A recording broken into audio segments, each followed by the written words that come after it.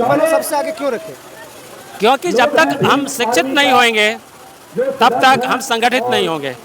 अपने समाज में बहुत सारी अभी कुरीतियाँ हैं, अपने में लोग लड़ते हैं। जहाँ पे हमें लड़ना चाहिए वहाँ पे लोग नहीं लड़ते हैं, वहाँ पे एकजुट नहीं होते हैं। धर्म के नाम पे हमारे समाज के लोग देखते हैं कि जो जितने भी गांव में जो फेस्टिवल होते हैं माथे पे वो मटकी लेकर के चलना, वो है कौन है? यात्रा करते हैं सारे अपने समाज के लोग हैं, ऊपर के समाज के कोई नहीं है उसमें, सारे अपने समाज के। पूछ करके तो देखिए कि कौन समाज के लोग हैं। अपने बच्चों को नहीं पढ़ाएंगे लेकिन उस यात्रा में शामिल खर्चा करके जरूर होंगे। ठीक है, देखिए जहाँ तक मेरा विजन है मैं यही देखता हूँ कि अभी भी एजुकेशन की बहुत कमी है, बहुत। मैं अपने हॉस्पिटल में देखता हूँ ये अपने समाज के लोग ही लड़के आते हैं, सेम समाज के लोग। हम लोग वहाँ पे बहुत सारे समझाते हैं कि भैया केस मत करो, मुकदमा मत करो। नहीं सर, मेरे को उन्होंने मारा है। एक संगठन बनाना चाहिए, एक कोई कोर्स बनाना चाहिए, क्योंकि जो पढ़ने वाला बच्चे हैं ना वो बहुत सारे ऐसे चीज़ से वंचित रह जाते हैं कुछ पैसों के चलते। जैसे उसको फॉर्म भरना है, उसको टाइम से नहीं मिलता, उसको किसी तरह के कहीं इंटरव्यू देने जाना है, पैसे के अभाव में नहीं जाता है।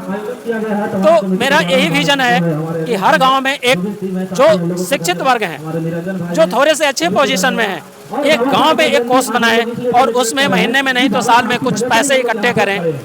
अभी हिलसा में, हिलसा के देखिए कि अम्बेडकर पार्क और हिलसा में अम्बेडकर जयंती मनाया जा रहा है। और अम्बेडकर जयंती में देखिए डॉक्टर साहब हैं, सुधाकर सर हैं और समाज से हैं। और उनका देखिए कि क्या समाज के प्रति संवेदना है, क्या समाज के प्रति संदेश देते हैं। सबसे पहले स्वागत है sir. Thank you so much. आज बाबा साहब का जयंती है तो आज जयंती में आए तो क्या कहेंगे समाज को, क्या कहेंगे पहले बाबा साहब के बारे में? बाबा साहब भीमराव अम्बेडकर का आज जन्मदिन है और उनके सारे पूरे देश उनके बड़े हर्षोल्लास के साथ जन्मदिन मनाते हैं। और चूँकि ये हमारे बारे में खासकर जो वंचित समाज के लोग हैं, बहुजन समाज के लोग हैं, उनके बारे में बहुत ही काम किए हैं। ऐसे तो उन्होंने पूरे समाज के लिए काम किए हैं, चाहे तो किसी भी समाज वर्ग के हैं, लेकिन उन्होंने हमें जो अशिक्षित थे, जो किसी तरह के अधिकार नहीं थे, उस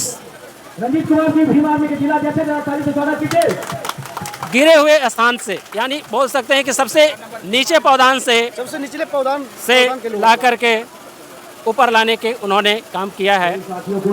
इसके लिए हमारे तहे दिल से बाबा साहब को सत सत नमन।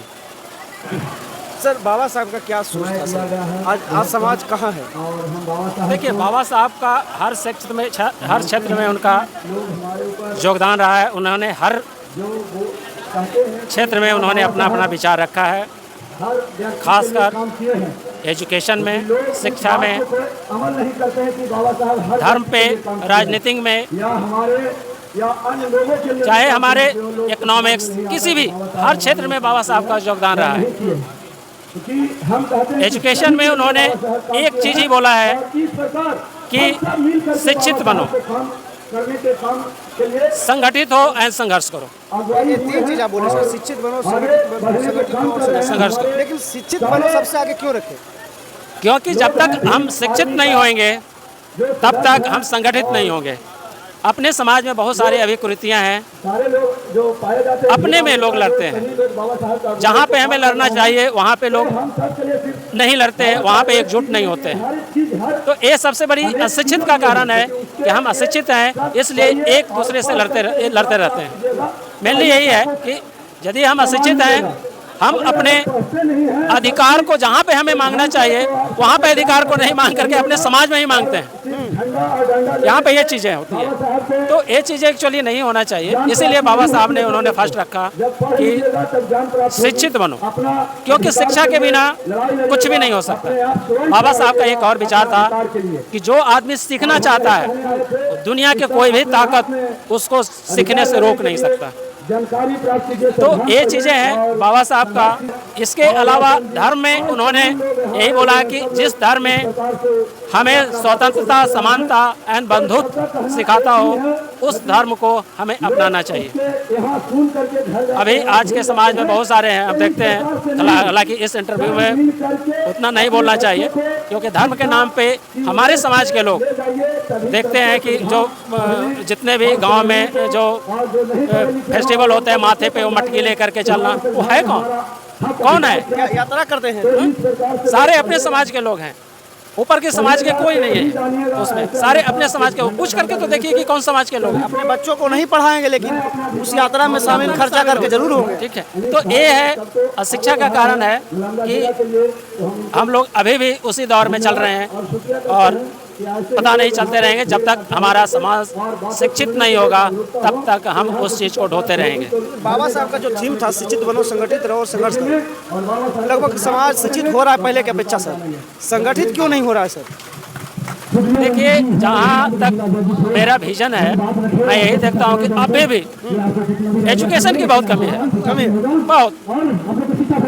मैं अपने हॉस्पिटल में देखता हूँ ये अपने समाज के लोग ही लड़के आते हैं, सेम समाज के लोग। हम लोग वहाँ पे बहुत सारे समझाते हैं कि भैया केस मत करो, मुकदमा मत करो। नहीं सर, मेरे को उन्होंने मारा है। तो यहाँ पे ये चीज़ें देखने को मिलता है, जहाँ पे हमें लड़ना चाहिए, जहाँ पे हमें अधिकार मांगना चाहिए, वहाँ पे लोग डर जाते हैं। वहाँ पे लोग संगठित होकर के एकजुट होकर के वो अपना अधिकार के लिए एकजुट नहीं होते हैं, लेकिन यहाँ अपने आप में लड़ते रहते हैं। हमारे समाज में एक बहुत बड़ी कमी है, हर गांव में एक चीज, एक संगठन बनाना चाहिए, एक कोई कोर्स बनाना चाहिए, क्योंकि जो पढ़ने वाला बच्चे हैं ना वो बहुत सारे ऐसे चीज़ से वंचित रह जाते हैं कुछ पैसों के चलते। जैसे उसको फॉर्म भरना है, उसको टाइम से नहीं मिलता, उसको किसी तरह के कहीं इंटरव्यू देने जाना है, पैसे के अभाव में नहीं जाता है। तो मेरा यही विजन है कि हर गांव में एक जो शिक्षित वर्ग हैं, जो थोड़े से अच्छे पोजीशन में हैं, एक गांव में एक कोर्स बनाए और उसमें महीने में नहीं तो साल में कुछ पैसे इकट्ठे करें, ताकि आने वाला हमारा जो बच्चे हैं, जो पढ़ने वाले बच्चे हैं, जो कुछ पैसों के चलते वो अपना आगे का रास्ता तय नहीं कर पाते हैं, वो इस फंड के माध्यम से उसको हम सपोर्ट करें और उसको हम आगे बढ़ाएं। उनका शिक्षा में पैसा बांधना है बहुत ही आज के दौर में पैसे, क्योंकि कहीं जाना है तो पैसे चाहिए, फॉर्म फिलअप करना है पैसे चाहिए, हमें कहीं इंटरव्यू के लिए जाना है पैसे चाहिए, तो उसके बिना तो कुछ हो ही नहीं सकता। और हमारे समाज में बहुत सारे ऐसे हैं जो अपना फॉर्म भरने के लिए भी पैसे नहीं। ठीक है, तो मैं अपना, ऐसे तो मैं अभी अपना घर से, मैंने अपना गांव से स्टार्ट किया है, वहाँ पे अभी मैं जा रहा हूँ और मैंने अपना स्टार्ट किया है कि गांव में हर समाज के लोग, जो नीचे तबके के लोग हैं, जो उस लेवल से नहीं आते, उनको एक फंड बनाया जाए और जो पढ़ने वाले स्टूडेंट हो, चाहे तो लड़का हो या लड़की हो, वो किसी कारण बस वो आगे नहीं बढ़ पा रहे हैं, तो एक छोटा सा हम लोग का सहयोग से वो यदि आगे बढ़ता है, ठीक है, प्रयास से आगे बढ़ता है, तो हमारे समाज के लिए ये बहुत बड़ी अचीवमेंट होगी। और हम यही मानते हैं कि ये हर गांव में होना चाहिए।